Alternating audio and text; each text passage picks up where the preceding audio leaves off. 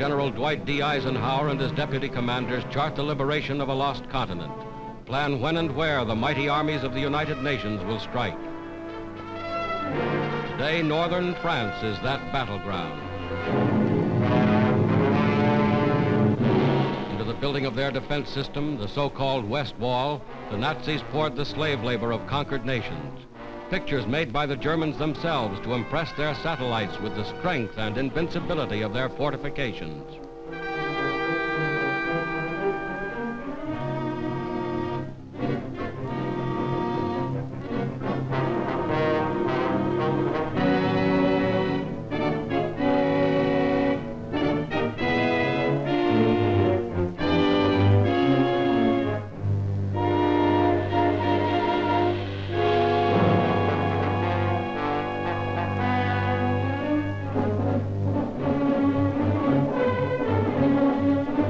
Within steel and concrete emplacements, 4 years in the making, the Germans have amassed every known weapon of defense.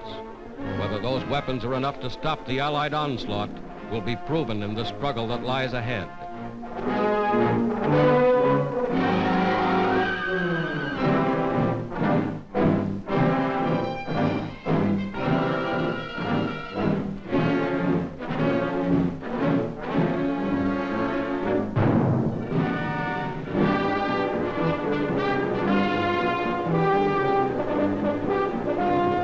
Here is the other side of the Channel, Britain, an armed camp bristling with tanks and trucks and guns from the United States and Canada.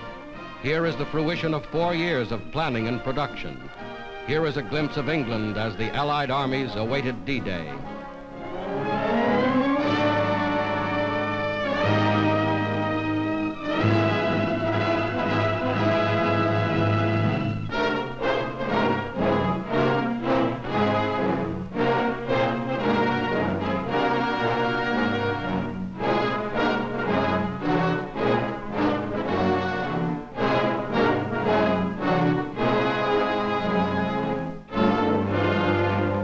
Locomotives built to run on continental railways, freight cars and tank cars to replace rolling stock destroyed by the Germans.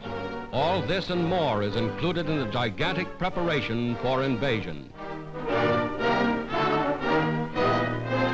Here is something of the gigantic naval armada assembled to transport the Allied armies across the English Channel.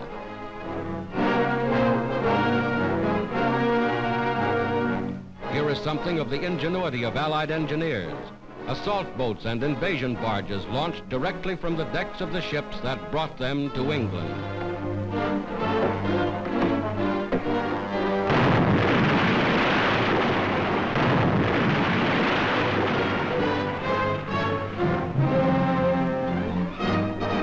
Week after week, the fleet grew in numbers.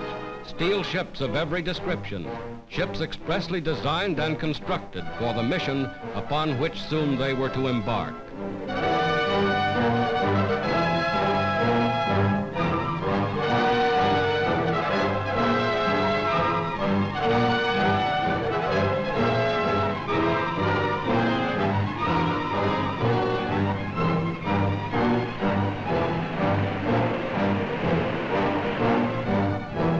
Nothing was left to chance. Every loading operation was rehearsed and timed in advance.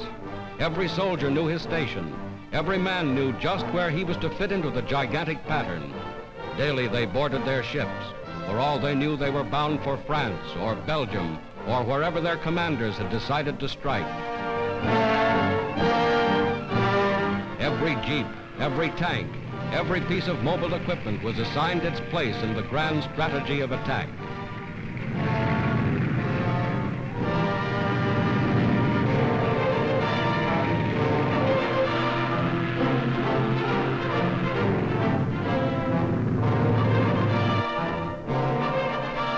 Then on the 5th day of June, 1944, just as you see them here, a fleet of more than 4,000 ships put out from England. This was D-Day, 4th anniversary of the Battle of Dunkirk, and the Allied armies were striking back.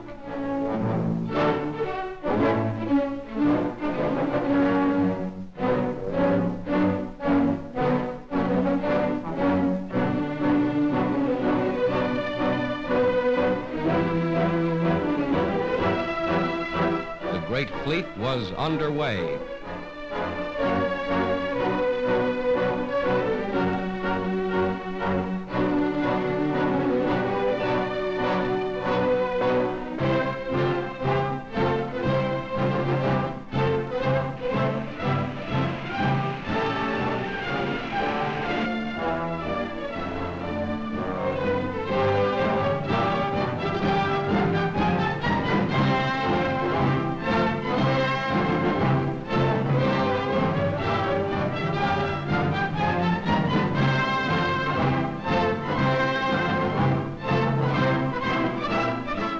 Of June 6th, this was the battleground.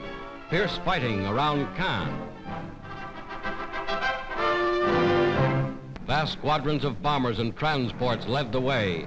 More than 11,000 planes spearheading the attack. Paratroopers landed in Normandy behind the coastal defenses. Landings made with timing and precision, perfected only through scores of rehearsals like this.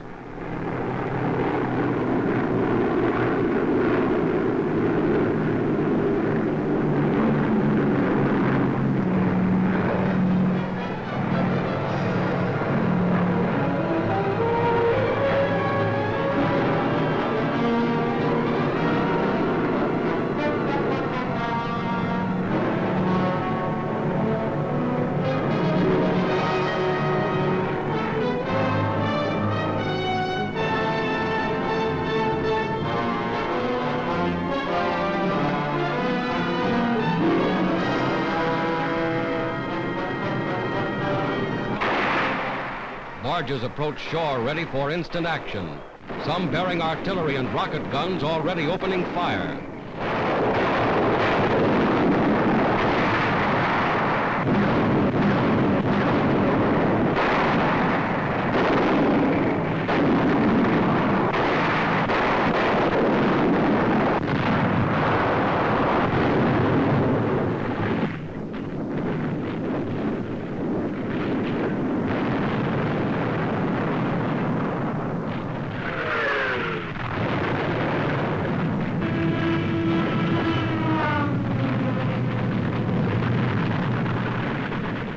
Today, just as in these scenes, the armies of the United Nations have made their first landings on the soil of Western Europe. Another of the great decisive battles of world history has been joined. This is the day for which free people long have waited. This is D-Day.